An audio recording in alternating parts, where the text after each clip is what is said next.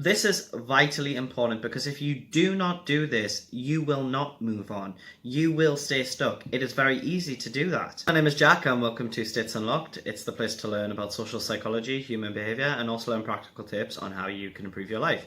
If you would like to understand yourself and others better, be sure to hit subscribe, hit the bell icon so you're notified whenever I upload a new video. And without further ado, I'm going to get on the topic with this video, which is moving forward after emotional abuse. Emotional abuse is horrible. And if you've had to experience this in your life, I'm incredibly sorry because I know how damaging it can be and the effects that it can have on your psyche and on your beliefs about yourself, your self-worth, and everything that goes along with that. Oftentimes with this kind of abuse, it can leave us feeling stagnant in where we have been left ultimately. We feel as if we have given to somebody.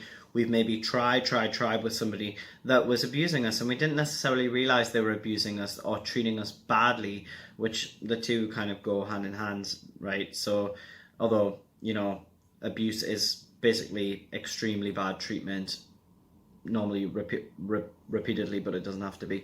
Okay, but emotional abuse usually is. It's something that's drip fed over time and you don't necessarily notice it corroding your self-esteem, but eventually it does have an impact on your sense of self-worth because it is not natural. It is not something that anyone should experience, but unfortunately a lot of people do experience it. Now, if you're someone that has experienced this, you may feel frustrated because you have insights into things that other people might not have. Okay, you've had experiences that other people might not have. Not everyone's gone through this kind of abuse. And this kind of abuse is incredibly insidious because it really can torment a person and corrode a person from the inside out. However, this video is all about how do you move past that experience if you've had that experience. Trauma can essentially leave you stuck in a space and time which could have happened yesterday, it could have happened 5 years ago, it could have happened 20 years ago, 40 years ago, it doesn't matter.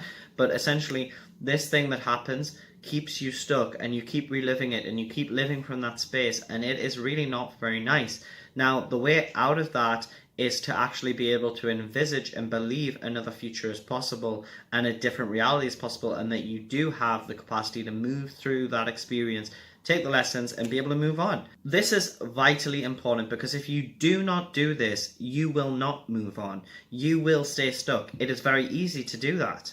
It is very easy to stay stuck. And a lot of the reason we stay stuck is when we tell ourselves stories about the experience, about the trauma, about the thing that has happened to us, and how that integrates into our life story, how that integrates into our narrative of our life and our story about ourselves and our self-identity. It can be difficult sometimes to actually be able to imagine a new reality, especially when you have never experienced the things that you would like to experience. So let's say you want to experience a loving relationship and you want to experience connection, or you want to experience a particular job or earning a certain amount of money or whatever it may be, but you've never had the experience of that. And every time you've tried to get it, it can be really difficult because to believe that it's possible because you've never experienced that, or you've always attracted the same kind of person, the same kind of patterns. It's really difficult sometimes to actually fathom that life happens from the inside out as well as the outside in, okay? But most of it is happening from the inside out, i.e. we are attracting experiences based on our beliefs. That does not mean that every negative experience you have is, in my belief, something you've attracted, because I think that is a really toxic way of thinking. But I do think it's really important to acknowledge the power that we have. And if we keep telling the same stories, if we keep thinking the same thoughts, if we keep, marinating in the feelings that we've had from 10 years ago, 5 years ago, telling the same old stories, it can be really negative for us and it can produce a lot of negative results. I know because I'm speaking from experience. I myself have done this. I've done this a lot of times in my life where I've just got stuck on something and I just haven't been able to move past it, and I've just felt like this thing actually halted me, etc. But where I went wrong was actually telling myself that story in the first place. And actually, if you can manage to envisage something else, you can achieve it. But that also ties in with self-worth and self-belief, because if you are telling yourself, okay, I'm not going to be able to achieve this because X, Y, Z, and you have a list already planned, you are not going to believe if you tell yourself that you can achieve the opposite of that, okay? You're not going to be able to fathom that or actually believe it because you've got a lot of evidence on the contrary. What you need to do is actually decide what you want to begin with and actually start then looking for beliefs to support that belief system. This is not necessarily going to be an overnight process, okay? But if you make a start today, you are planting a seed, okay? And the more you water that seed, the more you put sunlight onto that seed, the more likely it is to actually grow into a plant, and a healthy plant like this, and not like the plant I threw out yesterday, which was incredibly unhealthy because I hadn't watered it enough. You really need to actually spend the time investing in your mind, because the thing is, your mind is so powerful. It's so bloody powerful.